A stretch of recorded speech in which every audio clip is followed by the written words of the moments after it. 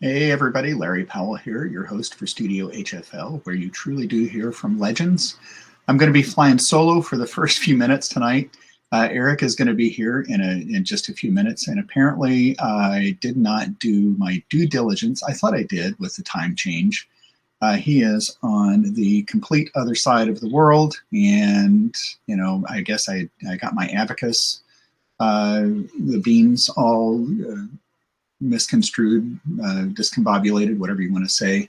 But he was planning on an hour from now, but he's getting ready. He should be here in just a few minutes. So in that amount of time, I'm going to go ahead and do some promo for this coming month. First of all, thanks to Trent Austin and Austin Custom Brass for sponsoring the April series of interviews. And of course, Austin Custom Brass, AustinCustomBrass.biz, .biz, not .com, not .net, it's .biz. And of course, if you're a fan of Trent Austin and you see what he does on social media, practically every day, he is showcasing a new instrument that he's brought into the shop, or a new mouthpiece, or playing some ridiculous jazz tune, jazz lick. Trent's a great guy. If you've not had a chance to check out Austin Custom Brass, you need to do that. And of course, tonight, Eric Miyashiro, and he's, like I said, he's going to be joining us in just a few minutes. This coming Saturday, now this is a change in time. Normally, these are Tuesday nights at 8 o'clock, but this coming Saturday at 10 a.m., sorry, April 10th, I'm too distracted. April 10th, this Saturday, 9 a.m. Eastern, that's New York time, we have Sergei Nikaryakov. Now, Sergei is on the other side of the world as well. That's why we had to do the time change for this. It's going to be 9 p.m. for Sergei this Saturday. But that's a time different than we normally do. Tuesdays at 8, traditionally. This one special. Of course, I'm not going to pass up the opportunity to talk to Sergei. That's going to be a great interview, of course. Then on the 20th, of April, back to Tuesday nights at 8 p.m. I've got probably one of the most chill, not very outspoken, a man with no opinion on anything. And of course, I'm being sarcastic with that. Of course, Mark Gould, retired now from the Metropolitan Opera Orchestra, will be my guest that Tuesday evening. That is sure to be a good time for everybody. Then the last interview of the month is going to be with Gabriel DiMartino. Of course, I'll make this connection once, because Gabriel is certainly his own trumpet player, but he, of course, is the son of Vincent DiMartino, very well-known and well-respected trumpet player, pedagogue, friend, not just to trumpet players, but to musicians. And that's going to wrap it up for April. So we've got Eric tonight, who will be here in just a few minutes. Sergei on Saturday at 9 a.m. Mark Gould on the 20th at 8 p.m. Gabriel DiMartino on the 25th at 8 p.m. And while we're waiting, I'll also promote my new shirts here. And you can see the WTF, the World Trumpet Force. Ventilabis Magis translates as blow harder. Established 2020. Of course, I think that's a pretty, it could also be translated as push harder. Either way works for trumpet players, especially coming out of last year. This shirt that I'm modeling, yes, this is my pointing out the design look. It's a distressed logo on an olive green shirt. It can be available on olive, black, or, yeah, that's it, olive or black. I've also got, there's the black. That looks great on there. And that's probably my best modeling look ever. Here we are with, same design. Here we are. Here's the other one. The World Trumpet Force, We Will Not Be Silenced. My wife chose the design, that little harmon mute, and put that together there. I love that shirt. That is also available on black and gray. So those are available on the Studio HFL merchandise store at studiohfl.com/merch. And those right now are at $30. That includes shipping for that. And let's see, what else can I, it looks like we've got Eric joining us here. I'm going to scroll over here. There we are. Hear me? Yes. Can you hear me? Yes, I can. Excellent. Okay, so I need to change where. Got to get my headphones fixed here. Okay. Are you still there? Yep, I'm here. Okay. Oh. Okay. Eric, welcome.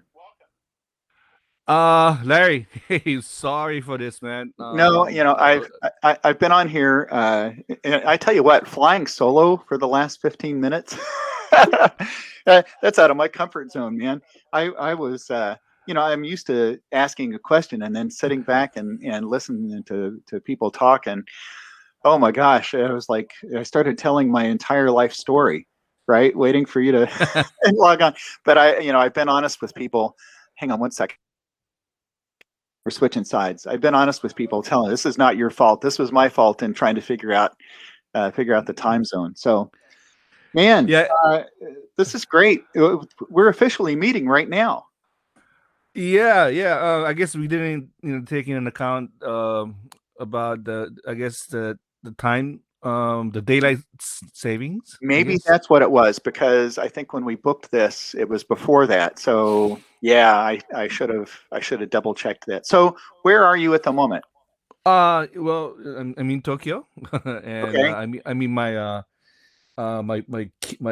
son's room actually. This is not my actual, my working room, but Right. anyway. But hey, first of all, Larry, really sorry about making you wait this long. No, it's all What I good. mean. No, no, what I mean is that we tried to plan this like several months ago. We did. And yeah, and I kept making you change, reschedule, and thank you so much for your patience, Oh, and absolutely. also thank you for asking me to do this. It's always an honor to be asked to talk about the thing that I love the most, which is the trumpet and the music. So Yeah. this is it's a great pleasure to be able to do this. So thanks, and let's get started, I guess, Yeah, huh? you're very welcome. I tell you, I emailed somebody else today, Sean Jones. I've been trying to get Sean Jones, and I think, you know what? I'm gonna keep asking until I get him to say yes, right? And you had said yes. It was just finding availability. I mean, of all the people, you were actually starting to get busy playing, getting back into working. I think sooner than a lot of the rest of us, and that's what interrupted our ability to actually schedule something. Um, so that's great that it had to feel good to start getting back to work when you did. Oh my God! I guess the situation here in Japan is much better than anywhere else. We got back into action around June, I guess, Mm. last year, and the studios came back it's at the same time, and a lot of the live concerts for classical people, the orchestra stuff. Man, it took a little more time, Yeah. little bit of more time to get back to reopen those concert halls, and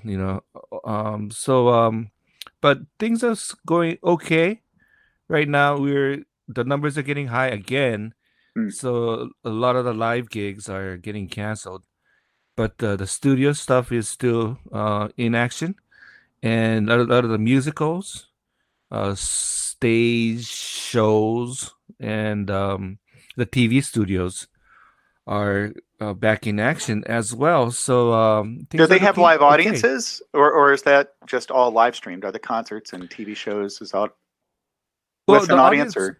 the audiences are back, but it's with the limited numbers, so half capacity of Mm. any house. Mhm. So as far as like I was just on the phone with one of the top calls, legit guy yesterday, and he said that you know the the ticket sales are back, Mm. but they're only letting half capacity, so they're not making any money at all. Wow. but they're gonna lose more if they don't play. So that's the option, that the only option that they have. So they're a lot of the orchestras here are crowdfunding. They Mhm. try to just sustain the members of the orchestra. I Mhm. understand it's the same with the U.S. or anywhere in the world.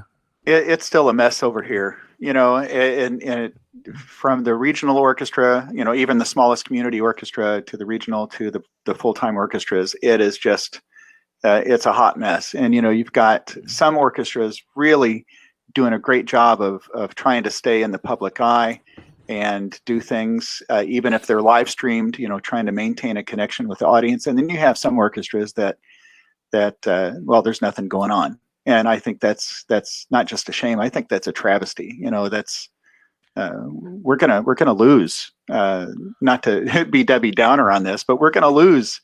I think a lot of that audience, right, out of sight, out of mind for such a long time. Uh, Mm-hmm. so yeah, I shouldn't get too high on my soapbox on that right now. But as a performing musician myself, I mean, this hurts. And I can only control so much. And I'm looking at what you have. You have your own band, right? And you can kind of be in somewhat control of your gigs, right? I mean, you're the one who decides whether or not to book or try to book, right? And here I am waiting for a personnel manager from one of the orchestras to call me. You see what I mean with the difference there. Um, so yeah, it can't be soon enough. I think that we all get back to this because I think everybody, audiences especially, are itching to get back to that live experience. Um, I want to ask, and I kind of gave this away while I was waiting for you to get on here, but it's kind of a silly question here. Uh, who, I wonder, influenced you the most as a trumpet player? Which I think is, if anybody watches and listens to you and your energy, of course, I think it was Maynard by far. Is that maybe not the first person that really shaped or grabbed your attention, or was it Maynard from the very beginning? Ever since this pandemic started, I've done many of these interviews on and the most often, one of the questions that I get asked the most is this, and who influenced me. And I you know I started to really think about this, and going back to the very beginning, I guess I would have to say it's my dad.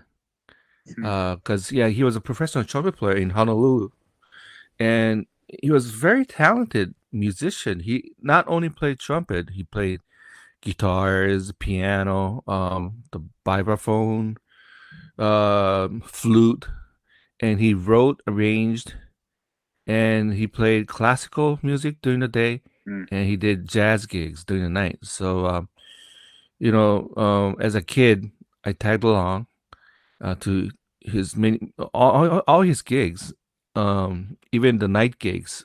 I was like 3, 4, maybe 5, to the nightclubs and just hang out till about 1 or 2 in the morning. My mom hated it, but I loved it. I mean, just hanging out with my dad and just listening to music all day.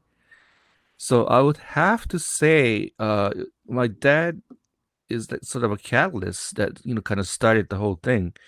But you're right. You're exactly right about Maynard. I freaked out one day. I think I was around 10 or 11. I had just started playing trumpet, and my dad brought he he bought me. Oh no, maybe he had those albums. Maybe he brought me these couple of albums of all these different trumpet players. Chet Baker, Maurice Andre, um, some of the oh yeah, the Roger Boyzon and Amado Gitala albums, and there was a Maynard album. And I remember this distinctly because it was live at Jimmy's album. Oh, For yeah, yeah, we all know. Yeah, it's a holy yeah, grail of yeah, yeah, right. Maynard. Anyway, so I was looking at the album cover, and man, it's a who's this funky looking guy, and I started listening, and it just blew my mind. Not so much about the high note, but I was more blown away by the energy that I felt coming out of that hit his horn. And I didn't really, I was listening to Maurice before that, and I was, all this piccolo stuff, and I was thinking, man, that's beautiful. And then back to back, this here's Maynard again, a high note thing, and it was thinking, man, this guy is unbelievable in upper register too, but it's such a different energy. And I said to All right. I'm not sure what's happening, but you keep coming back, man, and that's making me happy. So, okay, what I try to do, I try to reboot my system, uh, and I try to different browser, but I hope this kind of stays. okay, I hope this okay, hangs out. yeah. Yeah. So So Ryan, anyway, yeah, he said he felt like you were about ready to give, the secret answer for everything. But you were talking about the live at Jimmy's experience, and of course, the high notes between Maurice Andre but it was also the energy that you were getting from Maynard, right? I think that's where we left off. yeah, I've never in my life tried to figure out how high I could play, and that wasn't the thing that impressed me with all these great trumpet players that I met in the past. It was more of a energy that I got, the feeling that I got from these, like Maynard and Bill Chase. I wasn't so not really impressed with Cat Anderson or Bud Brisboy. Hmm. No, this might be pissing a lot of people off, but it's not the super high that really got me excited. It was more of a, you know a, just give me a nice fat juicy high F any day, compared to like you thought, thin um ear piercing, triple F, Right. and that's yeah, and that was, I guess, early in my life. Again, going back to Hawaii, tagging along with my dad. This one day I was in high school maybe at this time, and he had a recording session, and I tagged along, and it was early in the morning. It was like 8:30 session, Hmm. and it was a recording session for this singer, the local Hawaiian singer, and it was a horn section, like three horns. No, it was a four horn section, two trumpet, a bone, and a saxophone. Anyway, um, and my dad wasn't playing lead, and he was sitting in a second chair, and the lead player wasn't there yet. And 9 o'clock comes by. He's half an hour late. Gary Grant walks in, Hmm. and he sat down, and he didn't even warm up. He just put his mouthpiece in his horn, and he proceeded to nail the chart. It was unbelievable, and I was really impressed with the energy and the precision that he played, and just the sheer volume that he was super loud. I mean, it wasn't like blaring loud, but he was like Hmm. really projecting, and he was feeling the the section, and he was leading the way, musically, and the whole thing about, what how he played that day really changed my mind about how to be a lead player. Well, let And me jump in right here because when I listen to you play, people think, oh, Eric's the high note guy. But when I hear you play, you're really musical. you're not just, like a one trick kind of guy. I mean, yes, you can play high, but you play really musically. And like you just said, you learned how to lead. But I think, listening to Maynard and those guys might inspire people to play higher. But I think where the musicality comes from is what you were describing as, at 3 and 4 years old, is you were being surrounded. And even before that, you were hearing stuff all the time. That's where all this, Eric, I'm back. Oh my God, he's back. Yeah, I don't know what happened there. So it kind of looks like, I guess we're still live on this. Okay. Well, I lost everything there for a second. Maybe it's on my end, but I've got what looks like a great signal. So, okay. Well, we can keep going if you like. It's up to you, Larry. Yeah, let's keep going. Okay. We'll get some people back. Okay, let me just say hi to Bruno, my Brazilian brother. Yeah. Bruno, man, I miss you, man, and looking forward to doing the JTF later in the year. I guess in June, right? So my best to Ottaviano and everybody, man. So thanks for joining, Bruno. It was at the Miami ITG conference. Bruno and I actually shared an apartment with 2 other trumpet players that week. Oh my God. And it's like everywhere I went, everybody's like, hey, Bruno, hey, Bruno. I'm like, who is this guy? It turns out, I mean, everybody knows Bruno. He's the man. He's a party animal too. So he's a great trumpet player as well. Yeah, I know. Yeah. He was actually one of my early interviews. I was great. It was great to talk to him. And so, yeah. So I guess I don't know if you remember what I was saying to you when I cut out, but basically that you're such a musical player. You've got the high notes for sure, but it's not just a trick, right? I mean, you're really out there.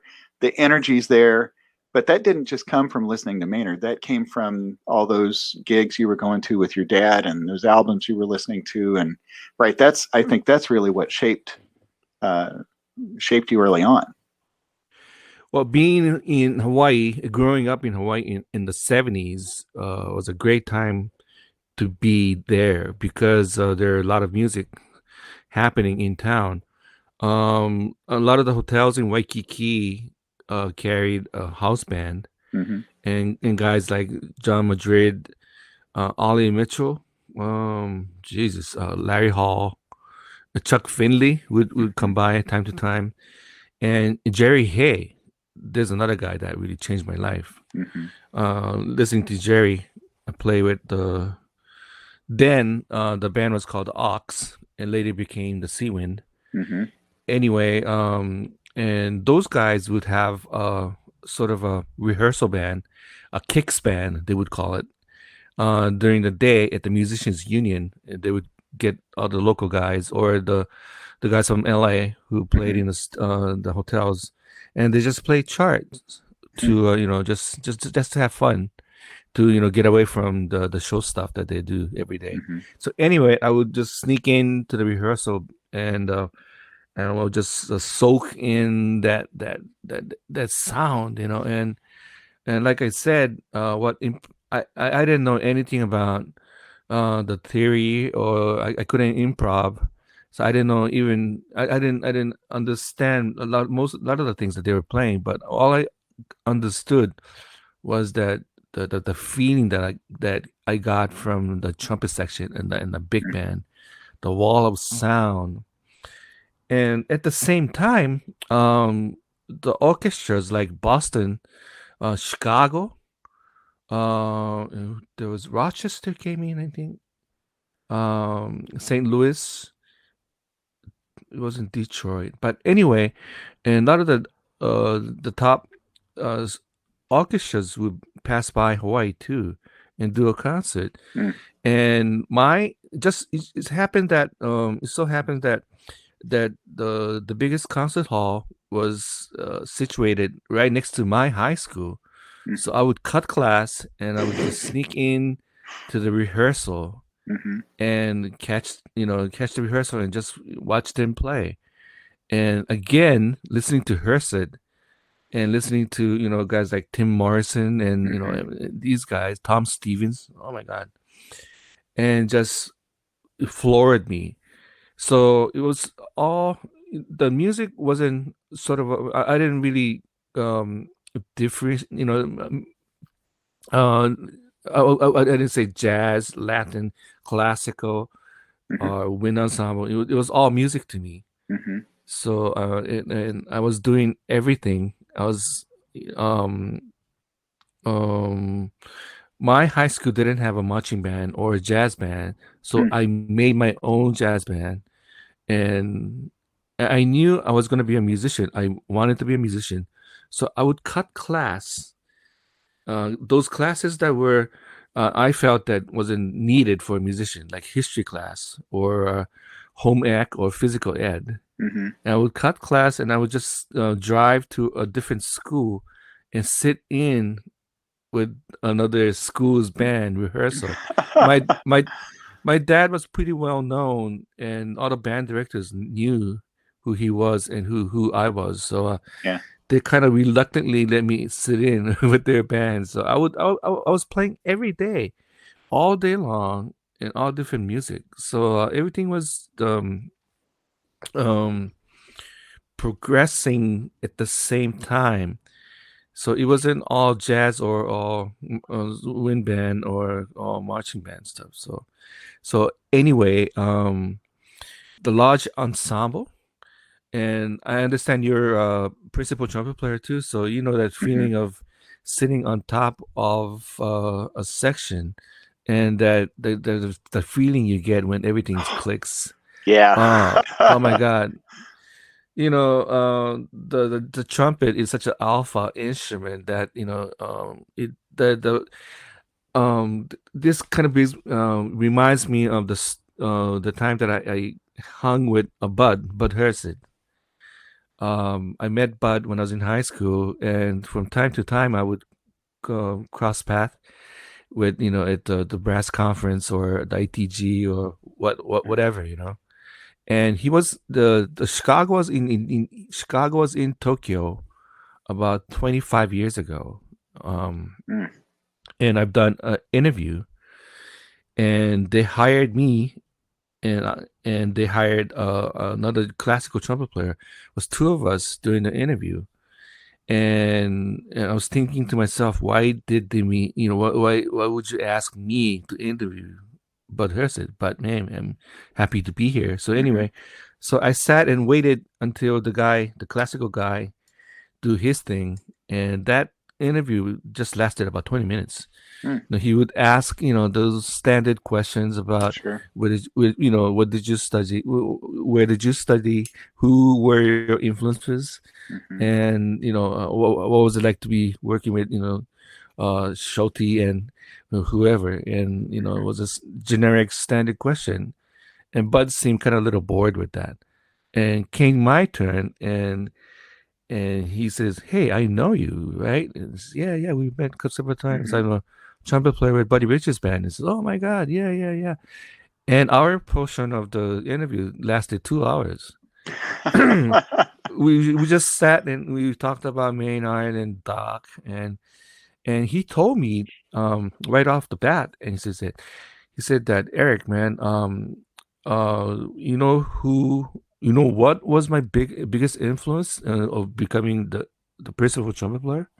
What kind of motivated me? And I asked him what, and he said that when he was drafted during the Second War Mm. into the Navy, and there wasn't, as you know, the Navy doesn't have orchestra, so he spent most of the time in a marching band or in a big band. And he said, I learned more in that year and a half I spent Mm. on the big band than the 4 years that I studied it, with all these Wow. great trumpet players.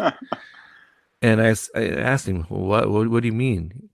And he said that, well, when you think about it, trumpet is an instrument that ignites, should be setting the ensemble on fire, whether it's brass ensemble orchestra, wind ensemble, or a jazz band. Trumpet is that kind of a you know alpha instrument who should be able to ignite that exciting fire part of the music. And a big band is a perfect place to learn that. And he said that for so he said there was a concert in Carnegie. It was the first performance of the Firebird. It was conducted by Stravinsky himself. Mm-hmm. And he said that when that the last movement was over, it was like the last chord of a big Stan Kenton big band chart. And he said, oh man, the audience were on fire. We're on fire, and man, everybody was like, just screaming and yelling and standing ovation, and it was unbelievable. It was like a jazz concert. He said. Mm-hmm. So he said that when you're sitting on the first trumpet or the lead trumpet, whatever ensemble that you are in, if you're a lead player, you should be able to interpret that energy, that excitement part of the of that music with the trumpet. And he also said this kind of really still stuck on my mind to this day. He said that he asked me, "Hey Eric, so do you listen to all these young orchestras?" No, he said he asked me, "Do you listen to all these young orchestra trumpet player, the current young lead the principal trumpet players?" And he said, "Yeah, I sure do. I try to keep up and try to listen to them." And he said that, well, and can you tell the difference between the San Francisco, Detroit, Cincinnati, and whatever orchestras that's currently putting out these new albums? And he asked me that, and I said, well, I can't. Well, maybe because I'm not really knowledgeable about these players, but I can't. And Bud said that, well, I can't tell the difference either. Everybody sounds beautiful. Everybody plays perfect. They don't miss. Everybody blends well. And he said, and I don't really particularly like that way of the play. The people are playing nowadays. In my days, he said that you heard one note from a New York Philharmonic, and it's, oh man, that's Vacchiano. And just one note from a Boston, and you would know that's a guitarra. And he said that a lot of the current the young trumpet players are more worried about how if they're blending with the strings or the clarinets, and he says no, the trumpet should be a trumpet. You don't want to be questioning when you're listening to something and say, hey, was that a trumpet? If it says trumpet on your part or in the score, it should sound like a trumpet, and it should be played as so. And that really sticks to my mind. Yeah, man, he's perfectly right. And because of maybe the music education system, people are more worried or concerned about playing everything perfect, the perfection, not taking any chances. Playing it safe, and that's sucks the life out of the music.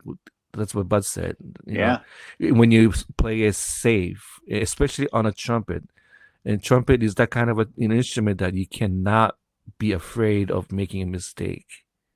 So, have you read Mark Gould's new book that just came out? No, I've been meaning to buy that. But he talks about exactly this same thing. He wants it's that everybody's the same. It's all vanilla, right? And vanilla is great. I like vanilla, but sometimes you want Rocky Road. You want to have a whole bunch of. But I look at. I think there's a trumpet player that just completely is not playing it safe for me is Thomas Conch. Right? I mean, it's like no holds barred, right? It's just he goes for it, and I think that's why it's such an exciting. Well, the whole group, right? All the guys in there, but Thomas, holy cow! I mean, that's the You know, kind of excitement you're talking about, right? exactly. Hans, his brother, is Oh, the same thing too. yeah, He sounds beautiful. Oh, yeah. Oh, I love Thomas. That his character just comes out of his horn. He's so honest with his instrument that everything he puts out of his trumpet is yeah, him.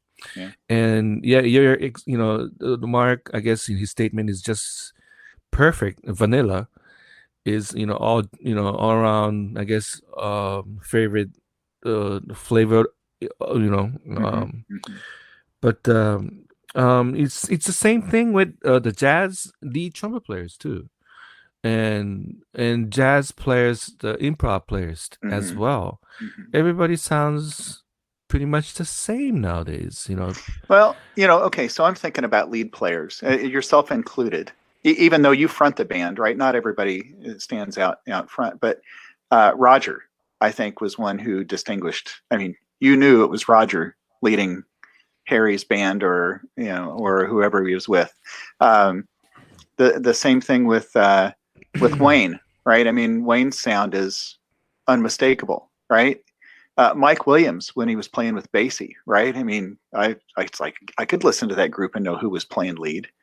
See those, and I don't know if you would agree with that, but yeah, I think, isn't that why you listen to those groups? I mean, as a trumpet player, is the band is great, but you tune in to listen to who's back there, who's driving the bus, right? Exactly. I was in the Buddy Richards band in the mid 80s. Mm-hmm. I joined the band in 84, 84, 5, 6, and Buddy died in 87. Mm-hmm. Then I took over Roger's chair in Woody Herman's band. Mm-hmm. And after that, I've done few spots with Mel Lewis's band, subbed on Maynard's band a couple of times. But it was a great, well, it was a very tail end of the living big band leader, I guess, the Mm-hmm. big band era, I guess. Mm-hmm.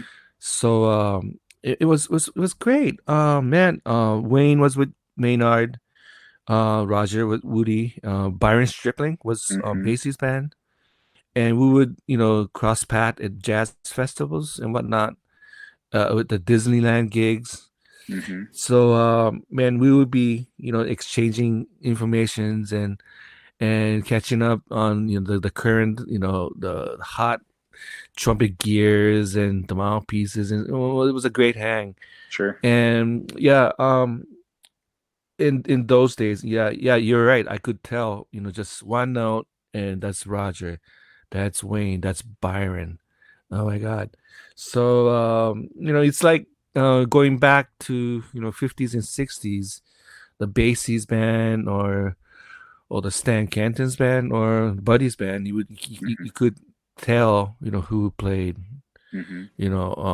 on what album. And it's like if you're like a baseball fan, you could tell the starting lineup of the 1972 Dodgers, or Mm-hmm. whatever. I could name the if you name me a year, I could tell who played on what band, and things Wow. like that. We would be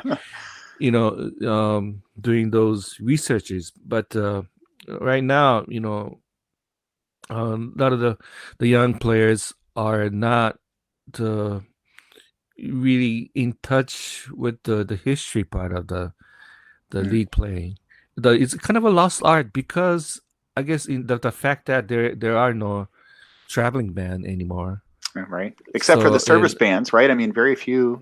Those might be very the only few, ones. Yeah. very few, and in what you learn is through the school systems, or through YouTube. Mm-hmm. So man, that's why maybe everybody sounds, or trying to sound like Wayne, and they do try to well, they learn all the wrong part of it, of Wayne Bergeron, meaning that not this is Wayne's my dear friend. I'm not Mm-hmm. Mm-hmm. talking bad about him, but the perfection that the control that he's got, and people try to imitate that, or try to set that as the bar, setting the bar as a Wayne Bergeron, but people miss the Wayne's musicality Yep. and the way he leads the band. Oh my God, he's amazing with leading the band in a way that only he can. And Roger too, he's got his own unique way of leading. So there are so many different ways of leading a trumpet section or a band. And man, one of the things that I learned from like Bobby Shu is that um there are lead players that's gonna, well, there are two types, he said. One is that, hey, follow me, you match me. And there's another type that is that would say, hey, this is the way, you know you know you go first. With just empathy and just human, just Yeah. with love, and or just with demand, the commanding lead player, or the other way. So the lead playing is kind of a lost art nowadays, I think. You do it differently because you're not sitting back in your section, right? You're fronting the band. Um, when you moved into that position, right? You moved out of the back riser and out to the front. Did you feel a difference in energy, a different kind of energy as a trumpet player? I don't know if I phrased that question correctly, but Man, my goal when I was in Berkeley, when I was growing up, my dream was to become the greatest lead player. And being in front of the band and playing solo wasn't my thing at that time. But I hated to speak. I hated. I tried to avoid talking in front of the audience, and I wouldn't say I was shy, but I didn't like that part of showbiz, or fronting a band wasn't my thing in those days. But when I moved here in Tokyo, and I was straight away I was in the studio singing, and I had to learn how to become a studio player. But my workload sort of started to shift, and I was in a position of being asked to make a band, set up a band, and do a concert and stuff. So I was kind of forced to front the band, and I hated that. I hated to really, yeah, yeah. It was very uncomfortable at first, and I would be doing Maynard chart, and I would play. You could never match Maynard. No one can. And I'm always left the stage after doing those Maynard tributes and stuff. And I always left the stage thinking, what am I doing? What am I trying to do? mm. I mean, it's and that's why I kind of I'm avoiding those gigs nowadays. But anyway, yeah, sitting in the back row was much more comfortable than being in front of the band. But um, I started to find out that people really enjoyed my solo playing, and that kind of forced me to relearn the trumpet again. Instead of, well, if you're a lead player, if you're in the back section, you have the trombone players, you have the sax players, you have the little distance before you get to the audience. So the projection part of the aggressive attack, and that lead playing didn't really work when I was in front of the band and on the microphone and try to play a ballad. Yeah, so I had to we learn how to do that. And Mm-hmm. once again, I kind of stayed away from Maynard. Like I said, doing Maynard chart kind of left me, like I said, what am I trying to Really? do? Yeah. Who am I trying to kid? And because I had such a strong, I don't know, image of how it should be done, because I listened to Maynard so much that I didn't want to be, pretending. Mm-hmm. And one of the thing that Maynard told me was kind of was we were at this jazz festival, and Maynard's band was there, and Buddy's band was there, and we were hanging out in the backstage, and there was a high school band, like as a warm up band, right before we came on, and they were playing Maynard chart, and there were a bunch of kids trying to play a high notes, and Maynard is listening, and he turns to me and say, "Eric, I've learned, I've ruined so many trumpet Oh, players." wow. And he kind of started laughing, and he also said, he followed that by saying that, Eric, you should never try to imitate. Well, you should imitate and you should make it your own, but Mm-hmm. you should never try to become a plastic Maynard Ferguson. Mm-hmm. And so try to find your own through all these great people that you imitate. And Mm-hmm. the imitation is good, but you make it your own. You make it your interpretation of that that the hero that you Mm-hmm. chose to Mm-hmm. follow. So anyway, back to your question. Yeah, um, now I really enjoy being in front of the band, being in control of how the music is progressing, and how to sort of interact with the audience and stuff like that. It's always a challenge, but it's always very rewarding. Mm-hmm.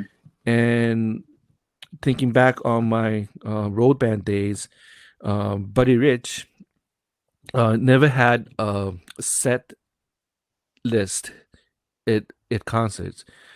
Before we go on the stage, like Woody Herman would have like a set list, or Mm-hmm. Maynard had Mm-hmm. would have a set list for each night, and they wouldn't change it. But Buddy did not have a set list. We kind of knew he was going to play this or that, but Mm-hmm. we never knew in what order, or in out of the blue he would pull out something that we haven't played in a year. Mm-hmm. And he did that by watching the audience react to the first tune. So we would always open up with something really super fast, Wind Machine or You Gotta Mm-hmm. Try. Mm-hmm.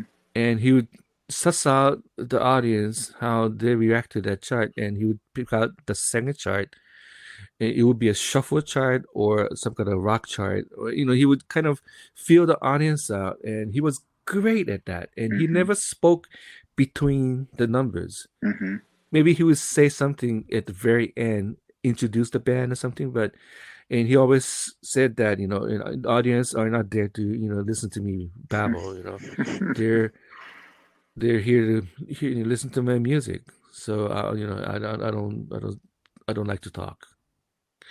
So anyway, each band leaders have their own way of doing. Maynard had a set shtick, or a set, kind of a Mm-hmm. comedy routine that he would Mm-hmm. have, and Maynard would not change the order or the set tunes, and that's because he's got a tough man. Imagine playing that every night, Yeah. Maynard's thing. So I kind of figured out that the reason why he wouldn't change his set list was pacing. He would set his pacing by setting the set list down, and not moving from that. One night you would feel good, so he pulled out this tune, and he wouldn't do that. So that's his way of doing it, You and know, Woody had a different way of doing it too. So yeah, and you think about uh, I can't imagine doing a gig these days where everything isn't just completely planned out. We're not going to change anything from rehearsal, right? There's not going to be any spontaneity.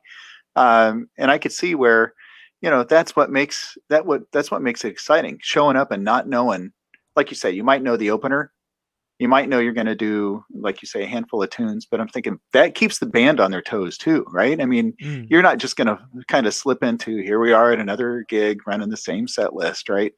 So the energy of the band itself has got to be really high through all of that. I mean, pulling up a tune that you haven't played for a year, all of a sudden you're thinking, the roadmap, right? I remember how to get from the beginning to the end, you know, or how fast is he going to take it tonight, exactly, Yeah. exactly.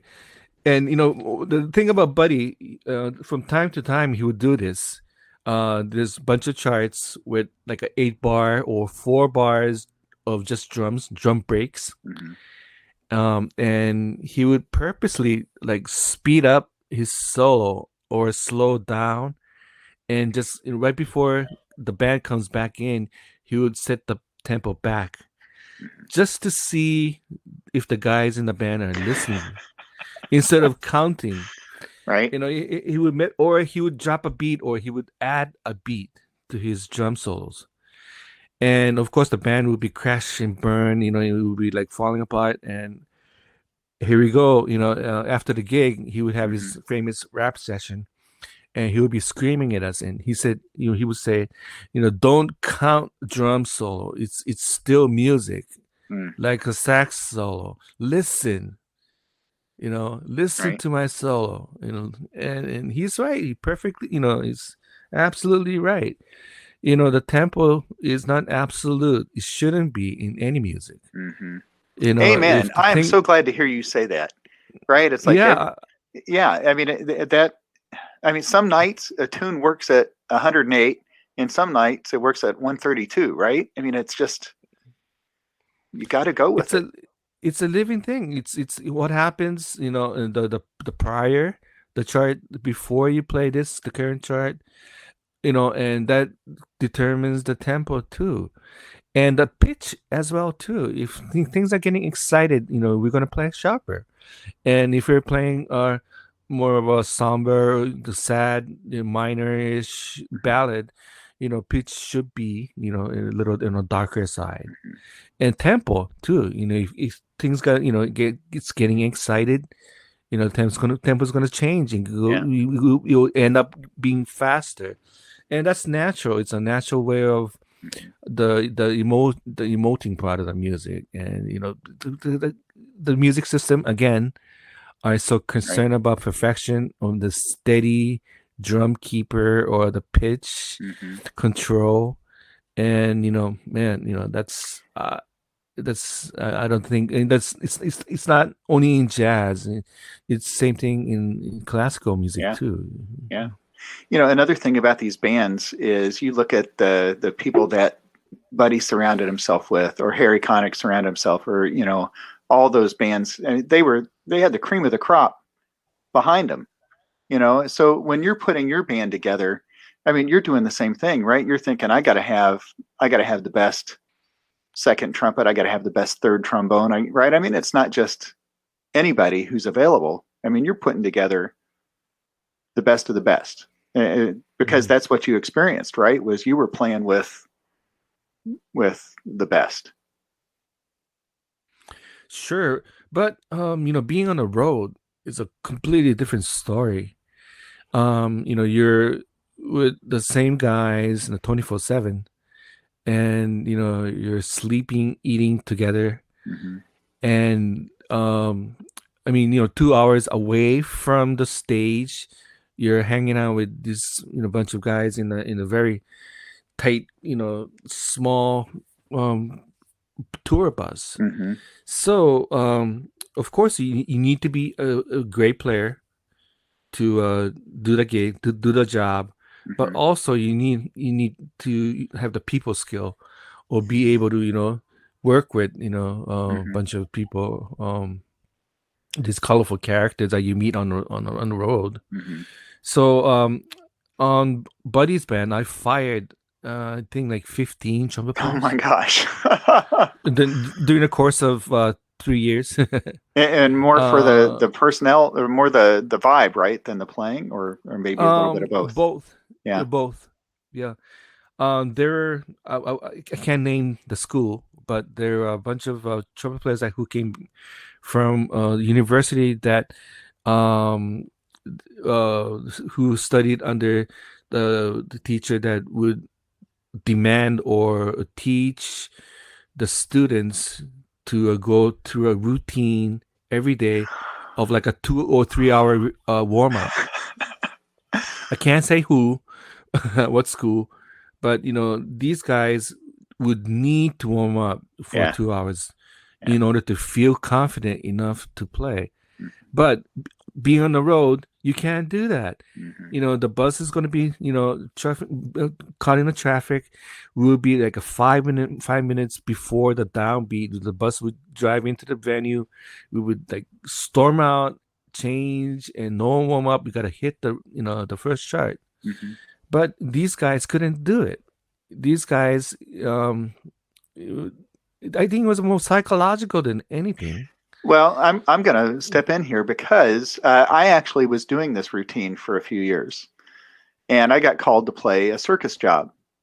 Now, the circus, it was a weekend thing. We had 3 shows on Saturday, 3 shows on Sunday, and the circus is abusive. But I tried to show up that first day and play through my 2-hour routine, and I was done by the second show. I was like, and that's when I realized maybe I need a different approach to this, because you're right. It was psychological. It was completely psychological. And once I realized, you know what, I'm good at 5 minutes. All I have to know is that my air is going and I can get a response, and I'm good. Exactly. So I had to, let these people go, because Buddy was getting a little irked of, hearing trumpet playing, at his hotel before the bus left, and it Mm-hmm. just, but anyway, yeah, these guys will be completely spent after their warm up, and they'll be folding by the first, the end of the first set. So although they're great players, that but it wasn't a good fit for them. Mm-hmm. And man, I don't know if I can. Maybe I shouldn't say this. I'll give you another story related to this. I had a pleasure of working with Pat Metheny Yeah. about 6 years ago. It was a jazz festival here in Tokyo.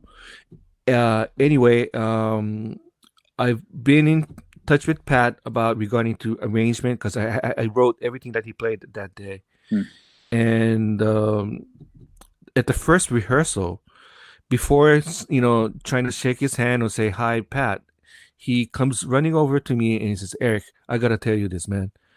And he said that my father was a trumpet player, my grandfather was a trumpet player, and my brother is a trumpet player. Mike Metheny, he's a great trumpet player. Mm-hmm. So anyway, they're from Boston, and he said that in all through his school years, he played trumpet, but he found out early on that trumpet players didn't get the girls. So he switched to guitar, and I think he was like high school senior, and he got a notice from his friend that said that at the Union there was an audition for a band called The Chase. Mm. Yeah, because Angel Salt, Bill Chase's guitar player, left the band, and they're looking for a guitar player.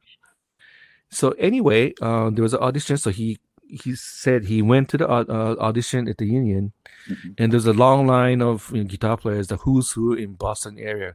Many great guitar players. And right before his turn for the audition, some well-known guitar player cut in line, said, "Hey kid, I got a gig, so I gotta run. So hey, I need to cut in line before you. Okay, sorry, man." So he went in and he got that gig. Mm. So Pat's like, a little heartbroken. He said, "Oh shit, okay, man, okay. Well, you know, tomorrow's another day. So anyway, a couple of months passes by, and he opens up a newspaper, and he says that Bill Chase dead, with a Right. Wow. with a plane crash. Yeah. So he said that, man, had I won that audition, Right. maybe I would be here playing this jazz festival with you. So Pat says, I thought you would like this story. Yeah. Well, yeah. It's kind of a morbid ending to that one, but um, I want to go back to Pat Metheny. There are very few non-brass players, non-wind players that I've enjoyed listening to. And I just remember early 80s listening to some of Pat's stuff, and just there was an album called First Circle, I think. Oh yeah. And I think, well, it was on a cassette. I didn't have it on an album, on a 33 and a third, but I wore that thing out. What a great band. And I loved it. So you worked with him. Does he still sound like he always sounds? Oh my God, he's Pat Metheny. Yeah. Okay. The one and only. And another thing that he told me, what I thought that was very interesting, was that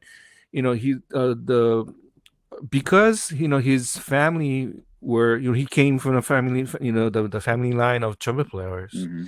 The melody that he comes up is very trumpet like, he said, and it's in that trumpet range. Mm-hmm. And the line is more of a trumpet-ish. It's not really a guitar kind of a melody kind of thing. So his approach is very like a wind instrument. Maybe that's why I'm so attracted to that. Yeah. Yeah. So listen to Pat again, and listen to the melody. Yeah. And you could kind of hear that the wind instrument, kind of the breath, and that the line, yeah, it's not really like a guitar-ish kind of a choice of notes. So I thought that was very interesting too. Yeah. So what are things like these days? And aside from the pandemic, what do gigs look like for you if life was normal? I mean, is it mostly leading your band? Yeah, I'm teaching at the school. I'm teaching at 3 different schools. Yeah. And my big band's playing again. I'm doing a lot of studio work, and I'm writing a lot. Arranging or composing? Both. Mm-hmm. I have coming up with a Yamaha project that I need to write a chart. I can't say the details about this, but it's a big project that I need to arrange for a brass ensemble. Mm-hmm. And I'm doing a bunch of orchestra stuff, because I have an orchestra concert coming up, a tribute to Chick Corea. Oh, nice. So I'm doing a bunch of Chick's tunes for a full symphony orchestra. So this is another my newfound love. I mean, it's not really newfound, but I've always loved arranging. Never studied it and self-taught like my trumpet playing, but I'm writing a lot, so it's a challenge, but it's very rewarding and gratifying, and man, it's kicking the ass, but it's a great thing. Where are you teaching, and what subjects? What groups are you doing? Theory, jazz, history? What are you teaching? Trumpet playing, the trumpet, private lessons, big band ensemble, and it's sort of like a music business, 101 kind of thing. Just all thing that kind of related to professional work situation. Doing master classes with that. So I'm a visiting professor. I'm not like a regular teacher that but that's another thing that's I'm really enjoying, is giving master classes. And with this pandemic, I'm doing a lot of online lessons and master classes as well. So yeah. Do you enjoy teaching? Did you think you would enjoy teaching when you first got into it? I didn't, because I'm self-taught. I'm completely self-taught. I never had a teacher in my life, but I've always hung with the players that I love.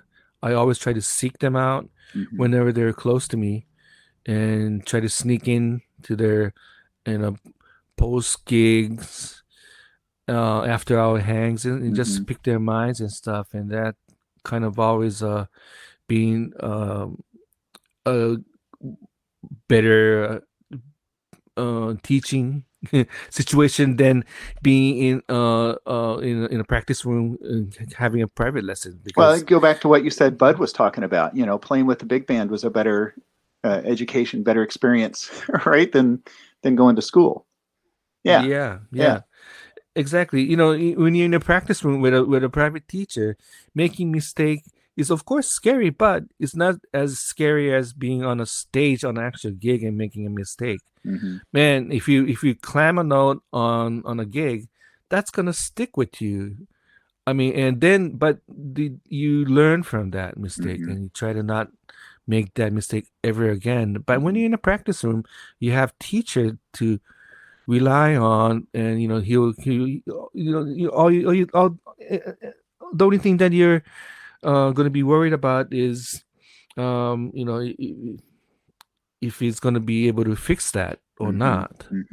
And you're always trying to, if you have a teacher, if you're studying with one teacher, you kind of I don't know, limited to that one way of thinking, his way, that what worked for him, and that might not be working for you. So many teachers have, they're all trying to get you to the same place, but many teachers would give you a different path to get there. Oh, right. And then it might not suit you.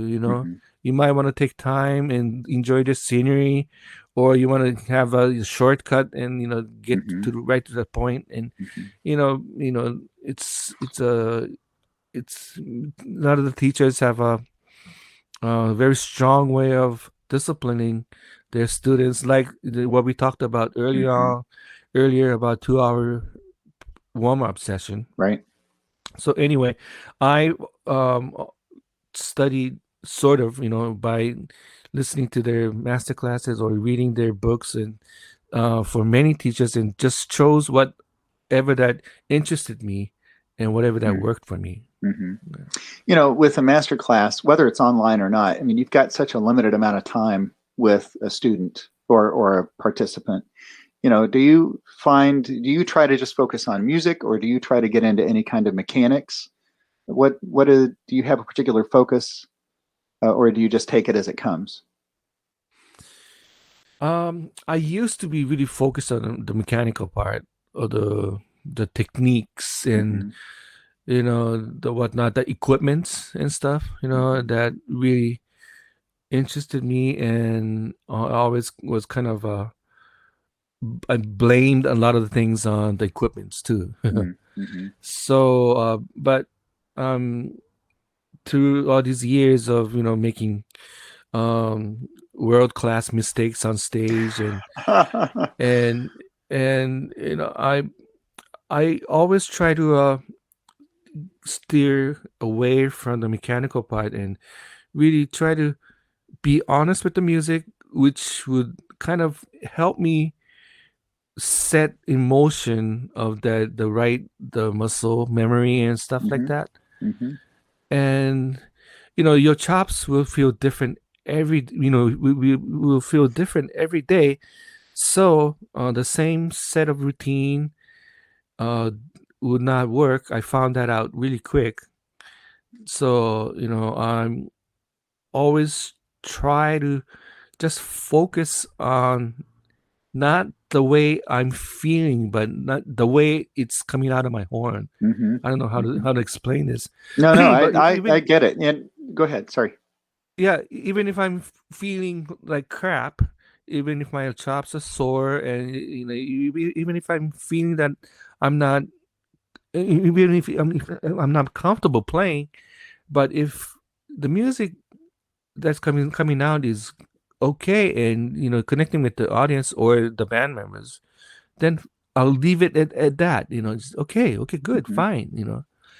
And I've always to this day, a lot of people sends me these Buddy Rich recordings from the past.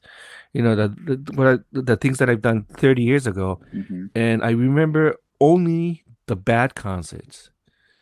I don't remember any other, the concerts that I felt that I played well. And just the other day, a friend of mine from Europe sent me a gig in Sweden that I thought I sucked on. And I remember I had a cut on my lip and I couldn't make that note and I couldn't hold that note. And man, I sounded weak and man, that was a bad gig. And I was kind of afraid to open that file, but I listened to it and it was great. It was a great concert. And you get so self-centered with one particular performance, or just by the way you felt that night, and that's really self-centered. It's not a selfish way of thinking. Right. It's a collective teamwork. So you have to see the bigger picture and how to fit into that. And when the bands are cooking, even if you're feeling a little weak, that energy kind of lifts you up, and in the end, the concert, it was a great concert. So there, once again, learning, a big lesson there. So I want to ask, with a huge left turn on this, Vince DiMartino. Do you know Vince? Oh my God, big fan. Huge fan. Okay, yes. So tell me a little bit of, and I think the world of Vinny, but tell me a little something from your maybe an experience you had, or just anything about Vinny. Oh, okay. The first Vinny recording was, I think, was something with Vizzuti. Was Vizzuti, Vinny, and it was a three trumpet. There were three trumpet players with the Eastman band, big band, I think. Was it Tyzik?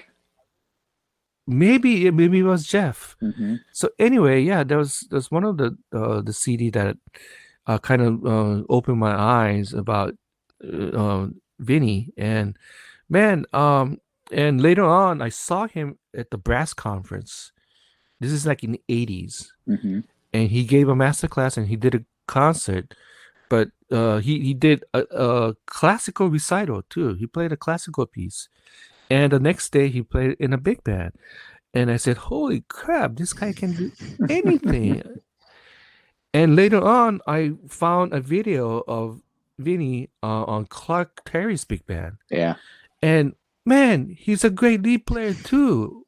Oh my God. And listening to his master classes, man, what a wealth of information. And, right. And what a beautiful, caring, passionate educator as well. So, man, like I said, huge fan. But I only had one hello about 10, 15 years ago at one of the ITG, and I couldn't kind of bring myself to, say hi and start a conversation because he was always surrounded by a lot of fans anyway. Right. So yeah, my next goal is to do a hang with Vincent DiMartino. He's great. I was down at Pickett in Lexington, Kentucky last Monday, not yesterday, but a week ago, and Eric Miyashiro was there, and Vinny came, and he said, "Oh, you're going to be there. I'm going to come in. I'll listen to you." Of course, I'm thinking, yeah. Not while I'm testing mouthpieces, but it was great. He's such an encouragement. Yeah, and I'll tell you why I'm asking about Vinny when we're off the air here in a minute. But man, I'm glad things finally got connected. Right? I mean, literally that we stayed connected here for a while. But we need to pick this up again because I feel like there's a whole lot more that you could talk about and I would want to hear about. But could we do that? Could we get together somewhere down the Larry, road? I would love to. I can play for you the next time, and you can talk about all my chop problems that I've encountered on the road and how to. I can tell you my famous crazy glue lip thing. And yeah, sure. Let's do it again, Okay. please, Okay. That please. right there has got me intrigued. So we'll we'll set something up a few months down the road. Um, Okay. but I tell you what, let me wrap it up here, and I'm going to do. Don't go anywhere. I'm going to do a quick promo for some other things coming up. Of course, thanks to Eric Miyashiro here tonight. Man, this has been a lot of fun, even in spite of my 15 minutes of rambling at the beginning. So, just a reminder for everybody that this Saturday is the next one, next live interview, and that's with Sergey. He's kind of an okay player, right? I mean, he's not bad. Yeah, he's okay. He's Yeah, okay, but yeah. that's a Saturday morning 9 a.m. And I think he's in Taiwan. I think they're on the same time. No, he's in Hong Kong. He's in Hong Kong right now. So, um, anyways, 9 a.m. And then a couple weeks later, on April 20th, Mark Gould is going to be on. And then at the end of the month, speaking of DiMartinos, we have Gabriel DiMartino, an absolutely spectacular trumpet player and educator himself. And of course, all of this month, generously sponsored by Trent Austin and Austin Custom Brass. I have tripped over Austin every single time I've said that tonight, but find out more at austincustombrass.biz. Trent will be glad to hear from you. So, yeah, Eric, thank you again for being here. And what a pleasure to get to meet you. Yes, I've tried for a long time to get you as a guest, but I've been a long time fan. So this has been a treat to sit and chat with you tonight. Learned a lot and had a great time. Well, thank you. It's always a pleasure to be, be able to talk about the things that I love the most, Yeah, and especially with a trumpet player. Oh man, I love trumpet players. They're the best. we're not too bad, right? We're okay to hang We're with. okay. We're all right, man. Yeah, it's a So, great hang. all right. Well, Eric, again, hang on. I'm going to sign off here. Everybody who tuned in, thank you, thank you. Oh, I'm going to say this: Noel Gosling, right? Dan Gosling, the chop saber guy. His wife just commented crazy glue, right? So I think you've intrigued her as well. We're going to have to get to that story down the road. But Noel, thanks for tuning in. David Wolf, Bruno, of course, Ryan Nottingham. These are all friends of ours. Great people, all trumpet players. Well, Noel's a violinist, but we still like her. So everybody, thanks for tuning in, and we'll see you hopefully at the next live interview. Okay.